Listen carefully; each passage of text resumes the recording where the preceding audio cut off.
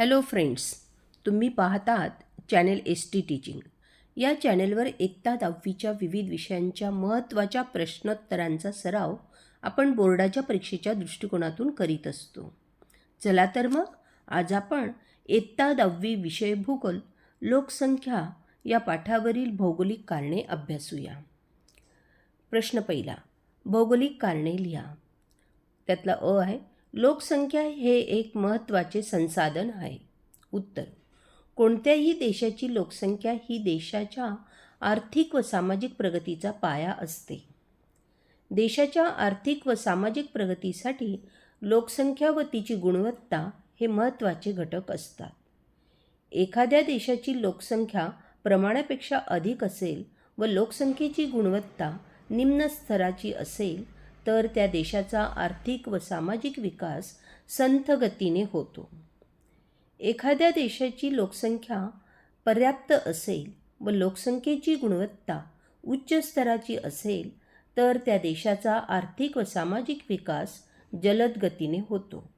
म्हणजेच लोकसंख्या हे एक महत्त्वाचे संसाधन आहे. पुढचा प्रश्न पाहूया. ब्राझीलच्या लोकसंख्येची सरासरी घनता खूप कमी आहे.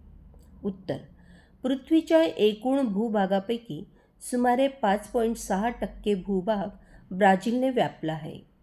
मात्र जगाच्या एकूण लोकसंख्येपैकी केवळ 2.7% लोकसंख्या ब्राझीलमध्ये आढळते. यावरून लक्षात येते की ब्राझीलमध्ये अधिक भूभाग असून लोकसंख्या कमी प्रमाणात आहे. म्हणून ब्राझीलच्या लोकसंख्येची सरासरी घनता खूप कमी आहे. पुढचा प्रश्न पाहूया. भारताच्या लोकसंख्येची सरासरी घनता जास्त आहे. उत्तर, भारताने पृथ्वीच्या एकूण भूभागापैकी 2.41% भूभाग व्यापला आहे. 2.41% भूभागात जगाच्या एकूण लोकसंख्येपैकी सुमारे 17.5% लोकसंख्या भारतात आढळते. भूभाग व लोकसंख्या यांच्या गुणोत्तरानुसार लोकसंख्येची घनता ठरत असते. याचाच अर्थ भारतात तुलनेने कमी भूभागात अधिक लोकसंख्या असल्यामुळे भारताच्या लोकसंख्येची घनता जास्त आहे. पुढचा प्रश्न पाहूया. ॲमेझॉन नदीच्या खोऱ्यात लोकसंख्येचे वितरण विरळ आहे.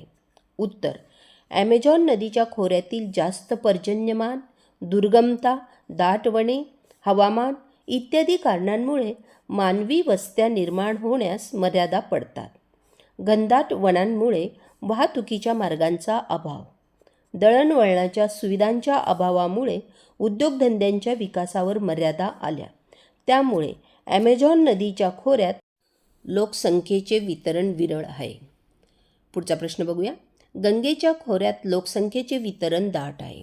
उत्तर, गंगा नदीने वाहून आणलेल्या गाळामुळे गंगा नदीच्या खोऱ्यातील जमीन सुपीक बनली आहे.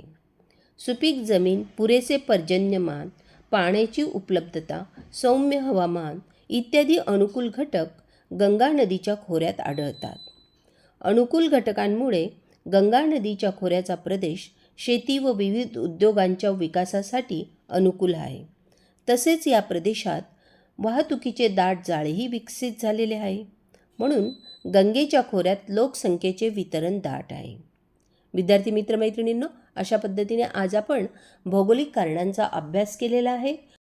व्हिडिओला लाईक अँड शेअर करा, सबस्क्राईब करा. डिस्क्रिप्शनमध्ये लिंक दिली आहे, तीही अवश्य पहा. कमेंट्स करा. पुन्हा भेटूया एका नवीन व्हिडिओसह. धन्यवाद.